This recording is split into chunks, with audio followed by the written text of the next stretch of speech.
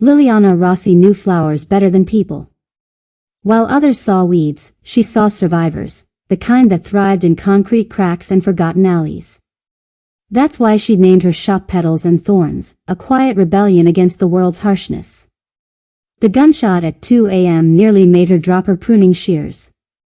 Seriously, she hissed, creeping to the back window. The alley behind her shop was supposed to be safe, just dumpsters and her precious hydrangeas. Peering through the blinds, she froze. A man stood silhouetted against the flickering streetlight, impossibly tall, his tailored suit untouched by the grime around him. Smoke curled from the gun in his hand. At his feet, a motionless figure bled onto the pavement. Liliana's throat tightened. Professional hit. Definitely not hydrangea-related. Then, as if sensing her presence, he turned. Their eyes met through the glass. Hers, wide with primal fear. His, dark with predatory interest.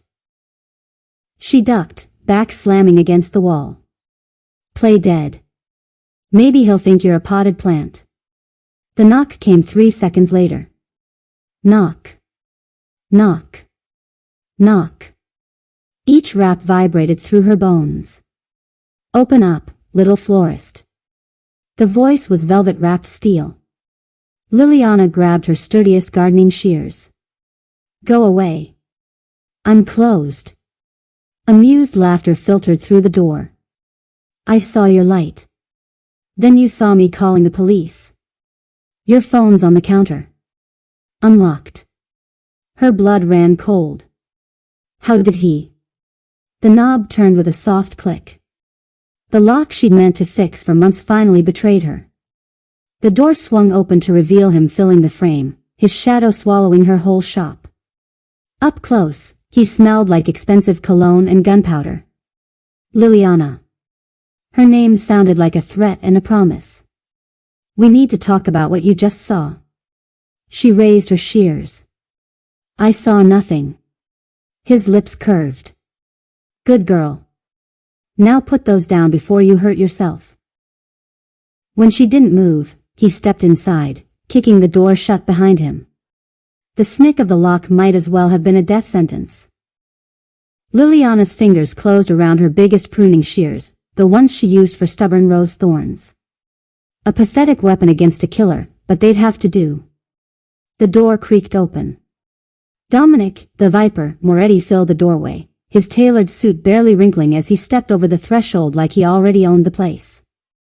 Moonlight caught the silver tie pin at his throat, a coiled snake eating its own tail. Nice scissors, he drawled, eyes glinting with amusement. There for roses, Liliana stammered, grip tightening on the shears. His lips curved. Cute. Then the humor vanished. His hand shot out, trapping hers against the counter. The shears clattered to the floor. You saw what happened. His voice dropped to a dangerous purr. Liliana's throat went dry. I was arranging tulips. Dominic stepped closer.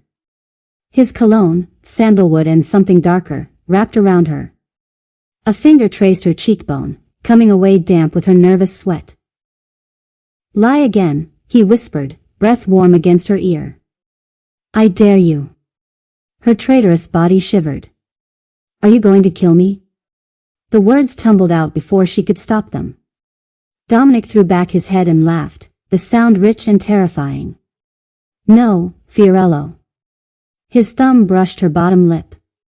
Death would be a waste of such potential. Before she could react, his arms snaked around her waist, pulling her flush against him. The cold metal of his gun pressed into her hip. I have a better use for you, he murmured, tilting her chin up. Liliana's heart hammered against his chest. She should scream. Should fight. But his eyes, dark as midnight and twice as dangerous, held her frozen. She was his. Liliana didn't hesitate. She bolted, bare feet slapping against marble as she made for what looked like a hallway. Freedom was 3 steps away when an iron arm snagged her waist, hauling her back against a wall of muscle. Dominic's phone clattered to the floor as he caged her against the glass. Outside, the city lights blurred as his breath warmed her neck. And here I thought you were smart, he'd said, one hand pinning both her wrists above her head. She squirmed, but his thigh between her legs stilled her instantly. Let me go. Make me. His free hand traced her collarbone. I'd love to see you try. When she stayed frozen, he leaned closer, lips grazing her ear. Rule 1, Fiorello, you run? His teeth nipped her lobe. I chase. Liliana's pulse skyrocketed as his thumb brushed her parted lips. And little flower? The promise in his voice sent heat pooling low in her belly. I always catch what's mine. Her traitorous body arched into his. This was bad. Dangerous. Insane. So why did his possessive growl make her knees weak? Dominic smirked, reading her reaction perfectly. Now. He scooped up the forgotten robe. Shower. Change. Then we'll discuss your new arrangements.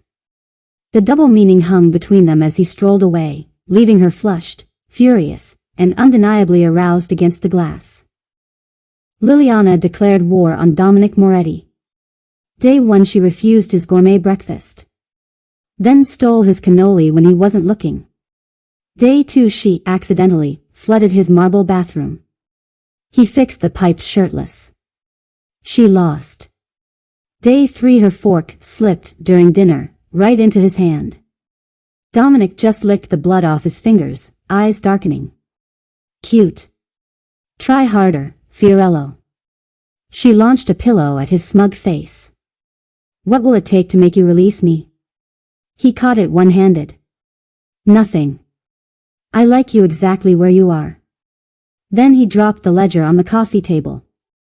The numbers glared up at her, $500,000 circled in red.